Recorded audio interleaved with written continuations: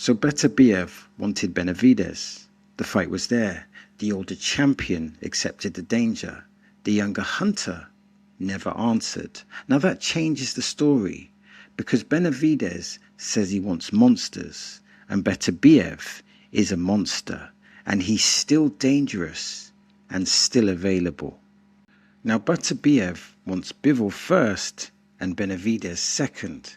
That order matters, because one man has a tied series to settle. The other had a real fight waiting, but never answered. So the question is simple. Who truly wants Beterbiev now? So we're going to analyze some of Beterbiev's statements that he gave in a recent interview. So the first statement, and I'm paraphrasing, and this is in reference, the context here is the Bivol fight. He says the official record says 1-1, one win apiece, but Beterbiev feels, or he knows, that both fights belong to him. He feels that this is not bravado, but has a factual conviction that he's prepared to defend. So he feels that he won both fights, and this is not a reflection of bravado, but has a factual conviction. First of all, it's important to acknowledge that the two fights between him and Bivol were absolutely spectacular events. They were great performances, and they were two boxers that were operating on the elite level. So that's the first thing to represent. The second thing to acknowledge is that they were both close fights. The third thing to acknowledge is that boxing, or scoring a boxing match, is subjective. Different judges like different things, and even being placed in different parts of the ring can actually give you a different view of the fight. So the subjectivity of scoring a boxing match is often misrepresented or minimized. With that being said, I can understand why Bata Biev feels that he won both of those fights.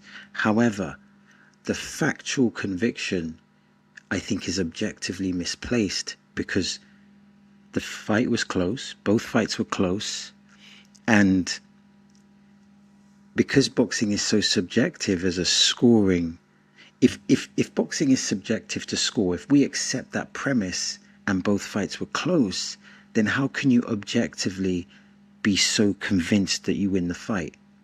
Now, I understand from a boxer's psychological mindset that perhaps you have to think that way, but I would say that that is objectively just not accurate. However, it makes me think, if they have a third fight, if he has a third fight with Bivol, how will this affect, or will this affect, his preparation?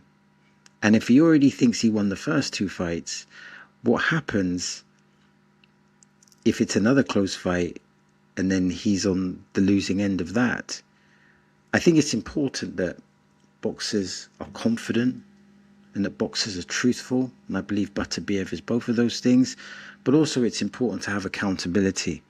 And in the second fight, I think that Bivol was simply outstanding, and from my perspective at least, and from many other people's perspectives, I think that Bivol did win that fight. However, I can understand Bata Biev's perspective, because he's coming from the perspective as the boxer, and that is different from our perspectives as the outsiders looking in. The next statement is that Bata Biev is over 40 and still operating above the level of men a decade younger. Yet around him, people keep avoiding to fight him. This is a narrative, well, there's a few things to unpack there. He's over 40 and operating at elite level. The two fights with Bivol would indicate that yes, he still operates at an elite level. They were both close fights. Even if you thought Bata Biev lost those fights, he still operated at that high level against a high level operator, which we know Bivol to be. So there's no doubt about that. The assertion that he's being avoided, I guess that's something that he knows, but I'm not sure if he's provided the receipts with regards to people avoiding him. You can understand why people would avoid Bata Biev, because Bata Biev is a very strong fighter who puts a lot of pressure on you, and he's a type of boxer. He doesn't outbox you. He takes your soul. He breaks you down. I can understand why someone would want to fight Bivol, who's more of a strategic, technical fighter, than fight Beterbiev, because Beterbiev is like similar to like a Rocky Marciano fighter. He gets in close, he really roughs you up, he hits you to the body, to the head, and every punch hurts. Even when he's throwing those short punches, they hurt. He has phenomenal power at the weight division. So I can kind of understand why fighters are avoiding him. But at the same time, it's important to realize that Bata Biev he's still elite. Unless shown otherwise, he's elite. Now, the next statement is that he agreed to fight Benavidez as a post-Nicholson option. And the match was on the table and it never happened. And I guess this feeds into the narrative that people are avoiding him and that Benavidez is avoiding him. But the question is why? Why did that fight fall through? What were the terms? Were the terms unreasonable? Were the splits unreasonable? So without the context, it's hard to run with the narrative bias that Benavidez is avoiding him. It could have simply been a bad deal that was presented. So it's always important that before we come to a conclusion, that we have the appropriate details to validate that conclusion. So this is the controversial bit. When speaking about Benavidez's victories over Zurdo, and let me preface this, the boxing world's perspective was that Benavidez dominated Zurdo and had a spectacular performance, and that is objectively true, I would argue. I would also preface that performance by stating that I thought Benavidez was very good, but I thought Zurdo was disappointing with regards to the implementation of his tactics, and I thought that he was going to bring higher boxing IQ to the table. And I don't mean to be disrespectful when I say that.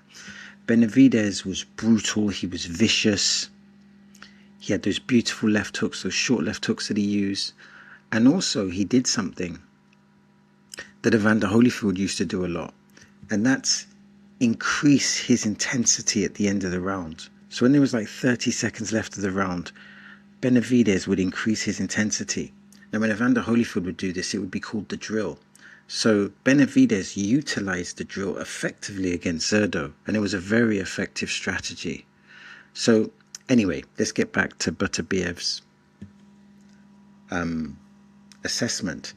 And his assessment was that Benavidez in the Zurdo fight used a clear elbow, and therefore this is a foul. So he used a foul to his advantage. Now this is a detail that I don't think anybody is dissecting.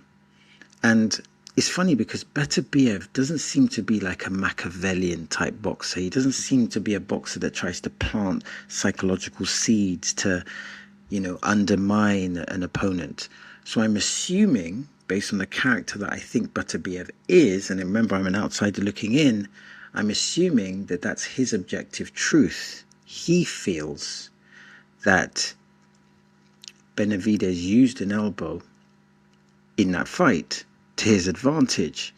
Now, I don't think he went as far as to say he's a dirty fighter, but clearly that is a dirty tactic if it was done intentional. There is a context where you can hit someone with an elbow and it can be unintentional. But I think this narrative bias, and I think that the media would embellish this in saying that Bata Biev is suggesting, and he is suggesting, that Benavidez is a dirty fighter. That adds some more juice to the narrative, because I think a lot of people would be very interested in the fight between Benavidez and Bata Biev. And also, I think strategically, that fight potentially could be explosive, because both of these fighters, they don't take a backward step. They're dominant boxers. They are boxers that come to dominate, and they are boxers that come to take your soul. So when you got those two type of characters, I don't see how this fight goes the distance unless someone comes in strategically and they change their boxing identity. So unless either Bata Biev or Benavidez change their boxing identity, if they maintain the identity that they've always had in previous fights, that could be a sensational fight. Now, when Bata Biev was asked about his targets, Bata Biev was unambiguous, and he is a person that, talks with conviction.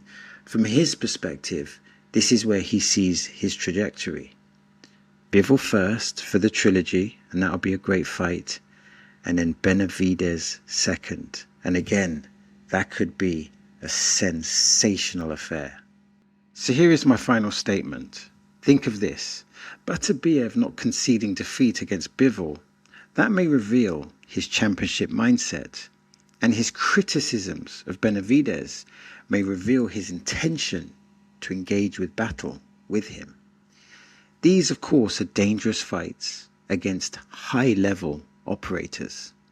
But if you take the risk to fight elite competition, the door to greatness can open very wide. What does this mean? It means the next chapter of Bata Biev could be a very compelling one. So that's the end of the video. Now I'm trying to build a digital boxing community. That means I'm interested in your comments, I'm interested in your questions, and I'm interested in your observations. Now, if you want to support the channel, simply like and subscribe and click the hype button. And if you want to watch more content like this, then simply click here or click here. As always, thanks for your time. It is much appreciated.